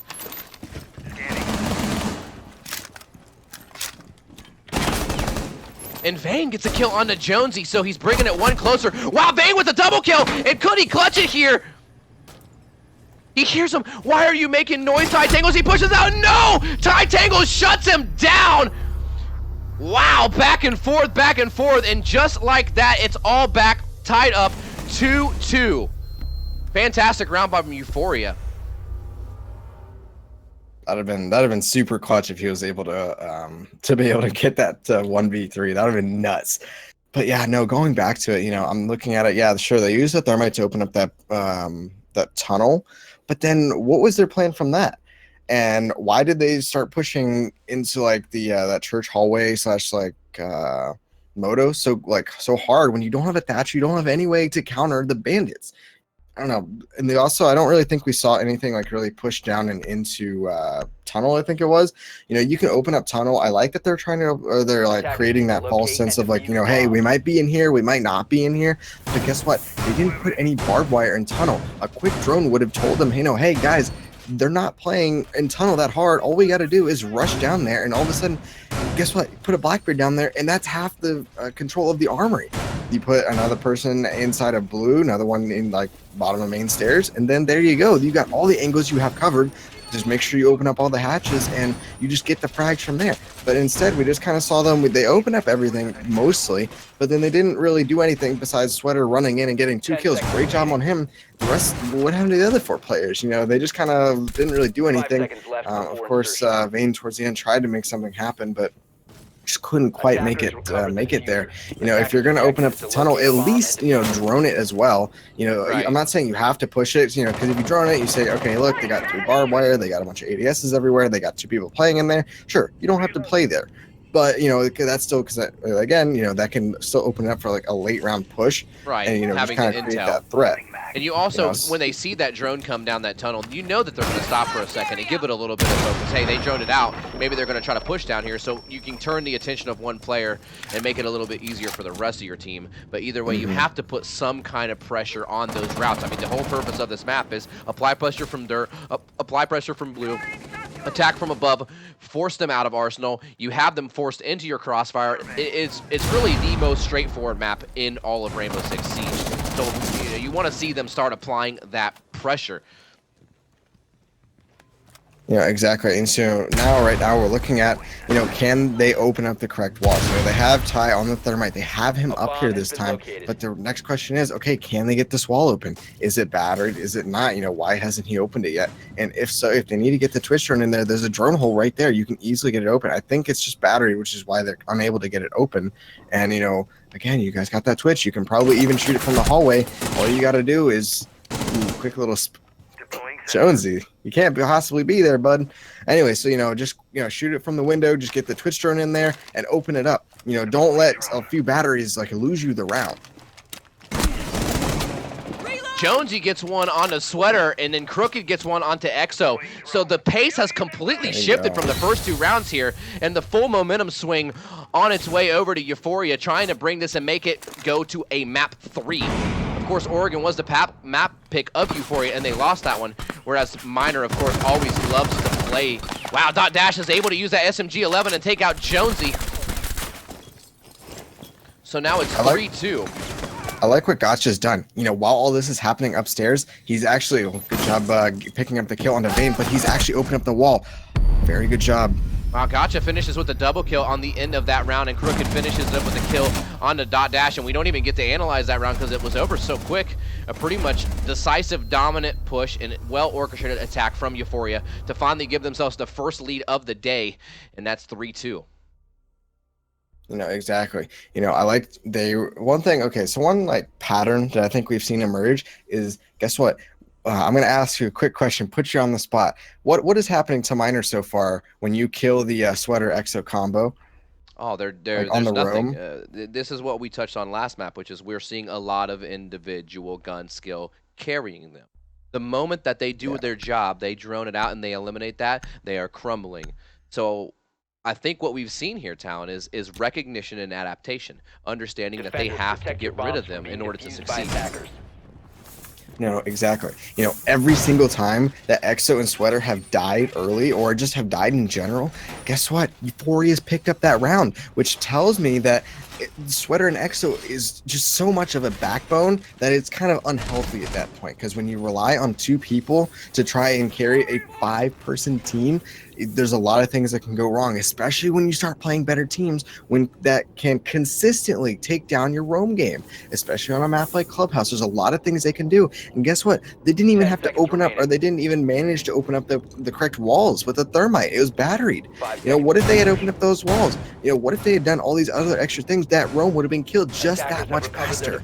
You gotta be careful when you're relying so much of your strat on just 2 people on a roam. Sure, they could have done a lot better. They could have gotten a kill. They could have wasted more times, but you have to be careful. You always have to have backup plans and know what to do when your big backbone carry or big part of the strat goes down and what goes wrong. You know, you have to have, you know, a second plan B. Honestly, pretty much the best way you could have put it. I mean, that's exactly what needs to happen in a scenario like that. And I think that's ultimately what cost them on that round. So, we are into round 6 here with the first lead by Euphoria all day long. They made the adjustments needed to put themselves back into this game, and now it's a 3-2 with 45 seconds off the clock into this round. They have made their way inside of the gym room upstairs for Miner Esports. But of course, we see Gotcha on Rome right here by the stairs, and that drone is going to see him, but they're going to be using that Yokai drone from Jonesy to try to help him out. You also see Sweater and Bane on Buck outside of this little wall here, trying to apply the pressure as well. And wow, he opened up a hole on the top of this wall here, and he was able to see him all the way into the stairs. A fantastic angle by Bane to get that kill, but Green Frog is able to get a trade as well. And Crooked is down, so a little momentum switch, momentum switch here. Swish. Swisher. And that's 5-3 now, with 1:30 left on the clock. So a good job by Miner to get those early kills that they need to. Yeah, I like what we're seeing so far. You know, they did pretty By well. Sweater there to take out Ty Tangles. You know, exact same thing. Look, they still got 5 people alive in a 5v2. That's pretty impressive, you know, that they're able to kill the roamers as well as start taking down the site as well. Not really that creative a round for Euphoria. Vengeance able to get the kill onto Green Frog and eliminate him from the equation and slow the bleeding just a little bit. It makes it a 4v2. Wow, a nice flank by Jonesy, but that's what we talked about. That's the downfall of that, you know, gun of Echo, is it has no bullet damage. So whenever you do not land the headshot, you know, you're just going to not be able to pick up the kill. 2 big kills at the end there by Dot Dash to end that round, and that brings it back to 3-3 and ties it up. That was a pretty nut angle by Vayne, I think it was. Absolutely, on the Buck. yes. Like that was, I've never even like thought of opening that up. And that's another thing, you know, hey, if you've got roamers upstairs, guess what? Just Buck open that little hole and you can watch that stairs. And guess what? They only have one way they can go. Well, okay, let me correct that. There's 3 different ways that they can exit that kind of like upstairs master gym and office kind of like area. You can either drop through the hatch on the pool, which I don't think was open. You can go down the stairs, or you can actually run outside and go to cash room. And so if you have open up all the windows, you open up that little buck spot or thermite that wall open, and then you hold that, or you can even hold the window that's on the stairs behind. Guess what? They've got nowhere to go. They've nowhere to rotate out, and that's just an easy pinch 1-2 and done. You know, so there's a lot of different things you can do against roamers. That's why you never really see roamers on this downstairs hold at all. There's just no point. It's just too easy to kill people. And you know, when it comes down to ranked, yeah, sure, you're not going to have the same coordination as you will on teams like this. So roaming in like ranked and in like much lower level like competitive play, yeah, sure, that might be viable. But when you start getting into like the higher levels, Challenger, Pro League, etc., there's no point. I mean, it's almost a death sentence trying to roam up in Clubhouse. That's why it's just such a turtley. You know, the most you might see is maybe someone on main stair, maybe even put someone in garage for just a quick little cheese. You know, if you really want to go all out, throw a caviar upstairs. You know, just make sure that they cannot find you. And so there's a lot of things that you can't really do, which is why it's a very hard map to play. It's a very gun battle heavy map, and if you can't win your aim duels, you can't watch the proper angles, you don't have great anchors, it's a very anchor heavy as well, then you're just, it's not going to really pan out for you that well. Yeah, once again, spoken from the man himself. You touched on pretty much every point that happens. You know, we talk about this being such a straightforward map. It's one of those ones where you don't want to see the mechanical breakdowns because it's so easy to execute what everyone knows how to do. Of course, we saw a nice little angle there from Vayne, but on the grand scheme of things, this is one of their maps where there's not a lot of room for intuitiveness. It's going to be the same as what you've seen. It's just a matter of, do you go through your fundamentals? Do you drone drop it? Do you get the roamer? Whenever you're entering, do you make sure that you know you're safely in there? Whenever you're on roam, are you preventing them? So it's just, to me, it's just a matter of execution. And on that round, we saw Miner Esports once again just being a little bit too strong, and that's why we see it all tied up at 3-3. You just saw Thatcher on Vengeance. He did drop down into that memorial room, or the moto, if you will.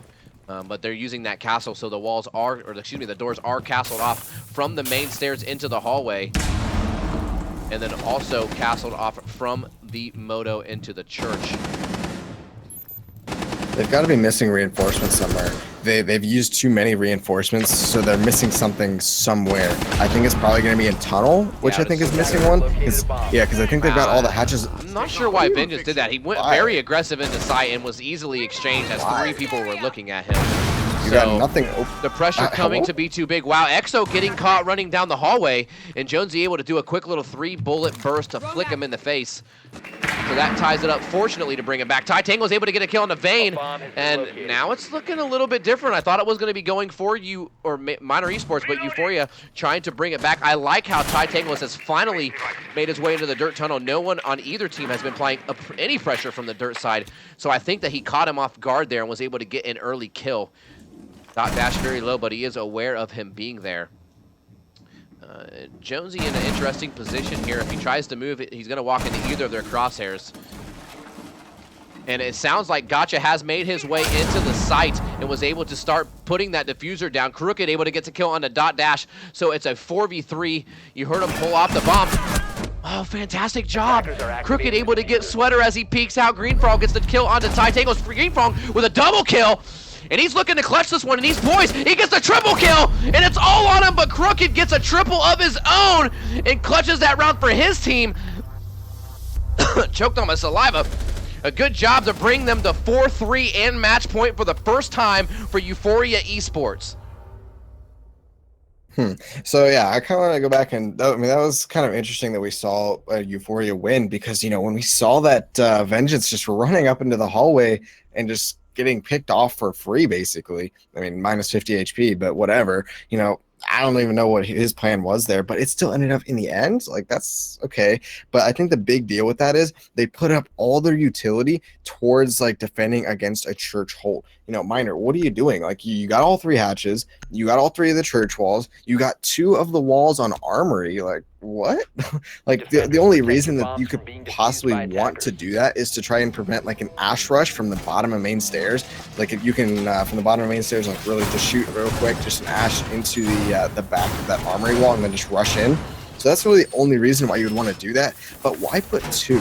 Why put 2 reinforcements there? Because all you have to do is just put 1, and then the person rushing in also has to worry about being like checking close left and both close right and far right as well. So, and then of course, you also have to shift over where you put the ash hole by like 1 reinforcement. So in doing that, they kind of left dirt open, and when you leave dirt open, guess what? They're just going to push into dirt just like they've done. For the first time, we saw, I believe this Ty Tangos on Thermite, or anyone in this game so far, push down into dirt, and guess what? It won them the round. All they have to do is just hold that angle. Whoever was on Mira, I think it was Dot Dash on Mira or something like that, and guess what? You can't do anything. Like, you just have to sit there behind that second box there and you're done. There's nothing you can do. So why not just go and punish it? So again, same exact thing. This dirt tunnel's not reinforced. So Miners can be able to get basically free control. They should be putting Greenfrog on the Blackbird. He should be able to walk down into there. Right. And it's just going to be a simple, 1-for-1 battle basically. And then we might be seeing the exact same thing, take dirt tunnel, hold an angle, go for the kitchen drop, because if you saw in the last 30 seconds there, or the last minute actually, there was no one in the west side of armory. All they had to do was just drop, go for an easy plant. They had Jonesy just kind of chilling out, or whoever was just trying to chilling out in the middle of the hallway, just watching that cross rotate, playing an odd angle, which is fine. Nothing really against that. And guess what? Free plant. They had to push in. They weren't quite able to clutch it out. Nice try from Blue, but oh well. Some things are not meant to be. Now, we do see a pre-placed C4 here by Jonesy. I'm never really that big of a fan of pre-placed C4s. It's really hard to predict where someone's going to be, and a lot of people know where you're going to pre-place your C4, so they're going to dance around it very lightly. We'll see how that affects him going later into the round, whereas they won't have it to move it to a different location. Greenfrog has worked his way all the way down inside of front stairs. What? Not quite sure how, but a nice little flick one-tap by Greenfrog on Blackbeard, and that might be one of the most beautiful little flicks I've ever seen. Gotcha able to get the kill onto EXO. Luckily, they were able to get that pickup, so now they bring it back to a 4v4 with 1 minute and 5 left on the clock. The diffuser is down on the floor upstairs, but Sweater has made his way into the moto room as well as his teammate has. The flashes are going to go underway, and they're going to look to pressure this church side.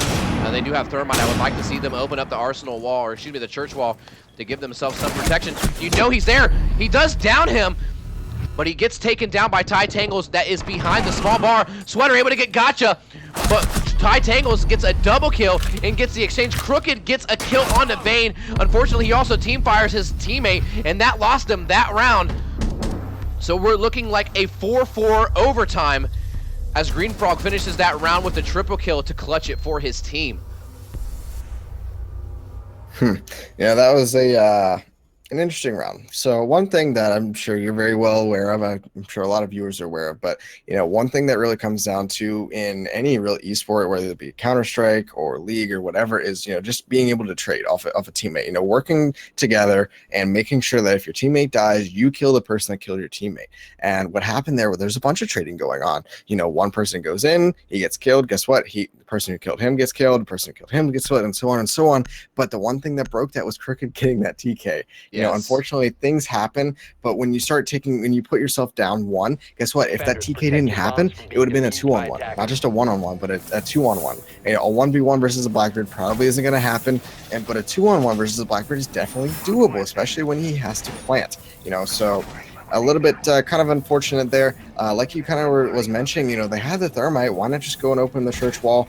I don't know. Was the Thatcher there? What happened? If not exactly, I can't quite remember. No, they did not have a Thatcher. It's the same exact thing. We talked about this in the beginning of this game. They're running a Buck, they run a Blackbeard, Ash, Thermite, and a Habana. There's no Thatcher. There's no way to get rid of those batteries on that wall, so they couldn't open it even if they wanted to. So why are they pushing into Moto? Why are they trying to take church when you can't even open the church wall?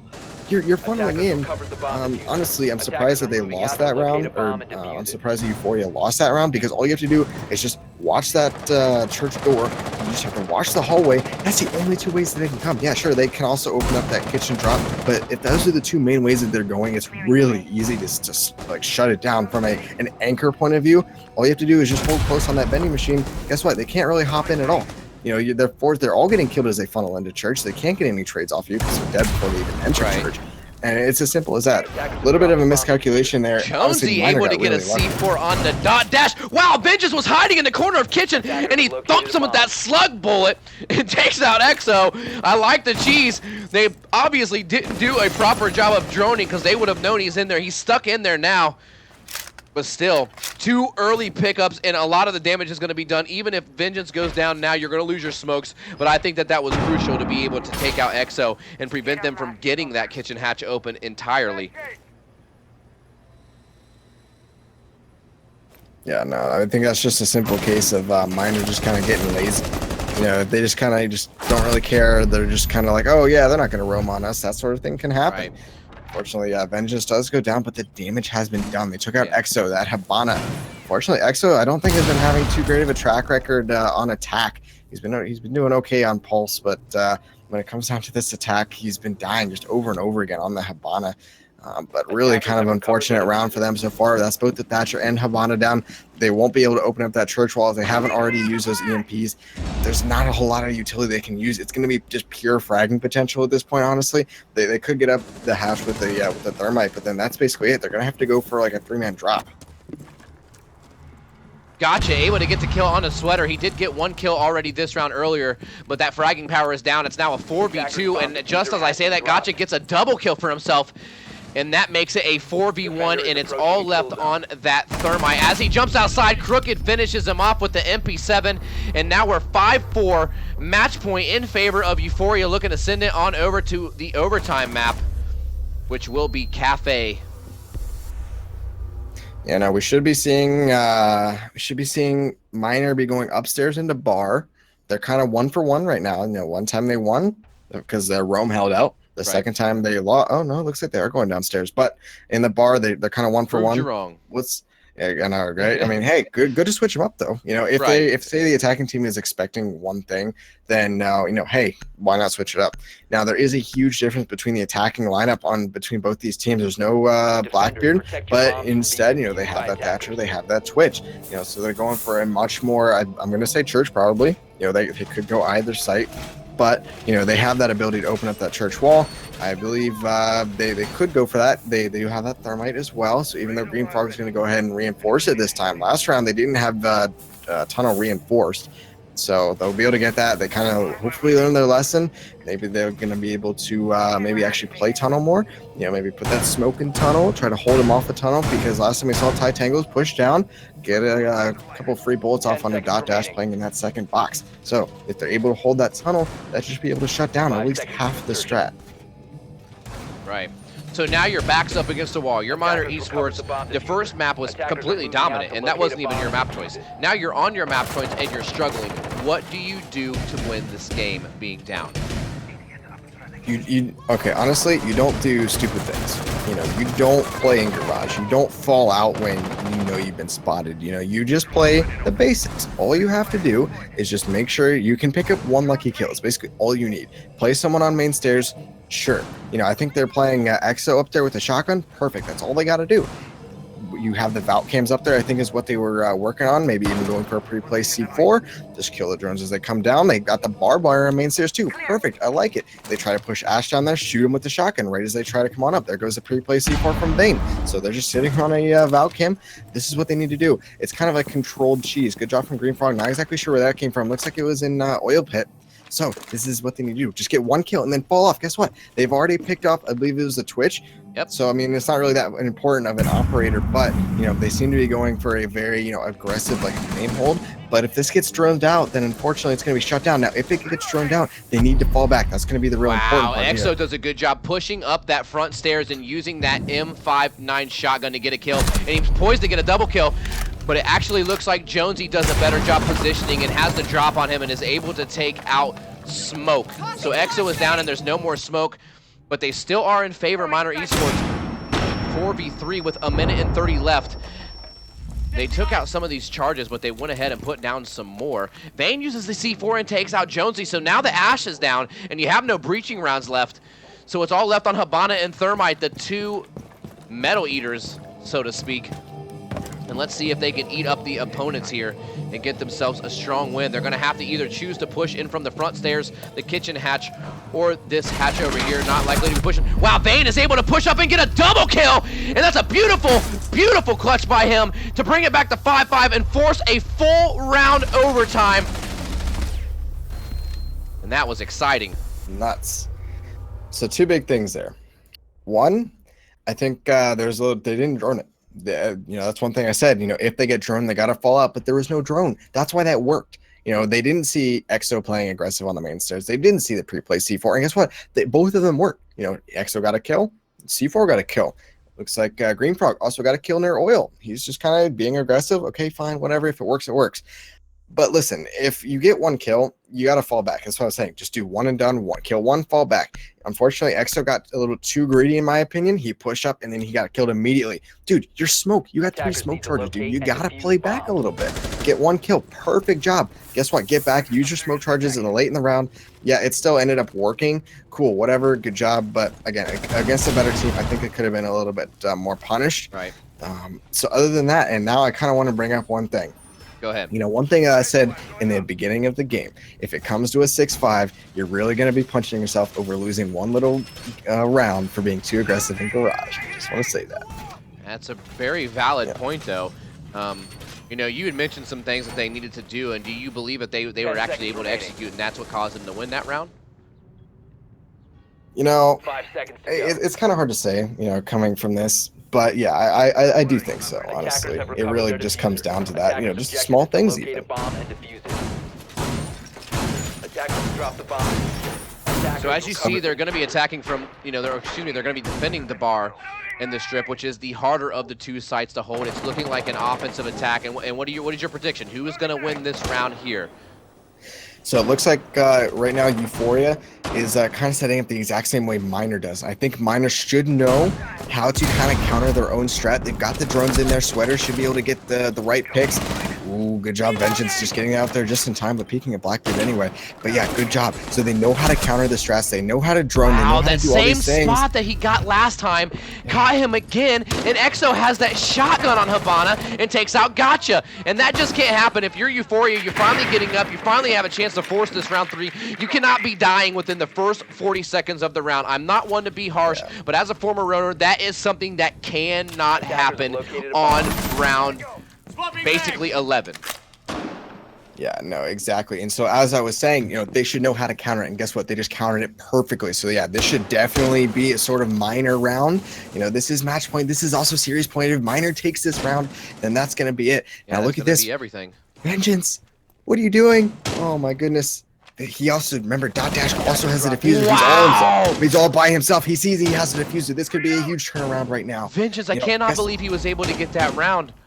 What they need to do right now, Euphoria, this is where they win the round. Do they rotate all their players over or not, or do they get picked off on the other side of the map? If they can get people over there right now and hold that diffuser, that is going to be the round.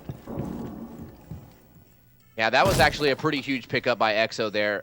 They have the bomb down, so now that they actually have the man advantage, they can trade out to get the diffuser. They now know he's there, and this is going to be an intense gun battle going back and forth. A little bit of pre-fire going down by EXO. He does have that large clip on that bearing 9. Stun grenade. And I actually like the choice here. He's going to use that flash grenade. I don't know if it actually hit him. He's crawling all around. He knows he's coming from the backside, but he flanks him, and EXO takes him out and forces a double kill. 45 seconds left, but he does have the diffuser. They're going to have to push inside. They have the man advantage 4v2. And it looks like they're going to be taking this round as they put the diffuser down. It's going to be very difficult for them to take this one. Not sure why he vaults over the top. Jonesy able to take out Sweater, a little bit of an errant move. Bane able to get a kill on a Jonesy and get the exchange. EXO pushes through and finishes the round with a triple kill, and that's going to end all of it. And they're going to take the series 2-0, finishing this one with a 6-5. There you go. That's going to be it. I was saying, if they can try to hold that diffuser, if it wasn't just Vengeance in there, I think they would have been able to done it or to do it. But unfortunately, we just didn't quite see that rotate over like they needed to. If they were able to get that Valkyrie over, and maybe not even bring over a 1-speed, maybe it'd been too slow. But if they have had Jonesy over there, put him in the white hallway, do something, or at least hold some different angles, they would have been in a much better position. If you even call yourself back into that round after losing that upstairs just so quickly. Right. Good job from Miner knowing how to counter their strat that they do to try and hold upstairs. They did it perfectly, just opening up those little holes, and they get the roamers, they get the round. Easy as that. Easy as that. Well done, well described. A good job by EXO and crew. Honestly, EXO and Sweater did fantastic individual job. I just really like what I saw from them. I just think that they showed up very strong. They had some really good individual performance, and when it came down to crunch time, there was some pivotal mistakes made by Euphoria. And, Miner is a team that's always going to capitalize on those mistakes. Excuse me. Yeah, no, exactly. I mean, honestly, like you said back in map 1, if you make any mistakes in Rainbow Six, you're going to get punished pretty hard. And that is exactly what we just saw. Just got punished pretty hard, and that's going to be the series 2-0 in favor of Miner. And so a fantastic job by them. And Sweater able to use that MP7 and get Gonna gotcha. go over the Sweater. I guess he gotcha. Real quick. This is wow, a map nice 1. double kill coming out. Vengeance trying to put on that aggression and push him, and it's ill-advised as he says, I'm Sweater. I'm sweating today. I'm going to knit this one up and take you out. Crooked able to get one on the backside of him, though, over by Armory, and he has no clue he's there. No team communication, and the triple kill coming out from Sweater, and he's actually starting to warm up. Another kill. Wow, the quadra kill. 4K. Sweater totally annihilated. As you can see there, a nice big 4K from Sweater on map 1, and that was a pretty big round. Honestly, I think that was a very big momentum switch, so to speak, in the round. They were kind of going back and forth with those first 3 rounds, but then they just kind of took off from there. Got another clip for you guys. This is on Clubhouse. We were able to see a 3K come out from someone on both teams, but ultimately Ty Tangles was able to clutch it to bring this round back to him. And it sounds like Gotcha has made his way into the site and was able to start putting that diffuser down. Crooked able to get the kill on the dot dash. So it's a 4v3. You heard him pull off the bomb. Oh, fantastic job. Crooked able to get Sweater as he peeks out. Greenfrog gets the kill onto Ty Tangles. Greenfrog with a double kill. And he's looking to clutch this one, and he's poised. He gets the triple kill, and it's all on him, but Crooked gets a triple of his own and clutches that round for his team. Choked on my saliva. Oh, so there you guys have it. That should be everything for today. Just a couple clips for you guys.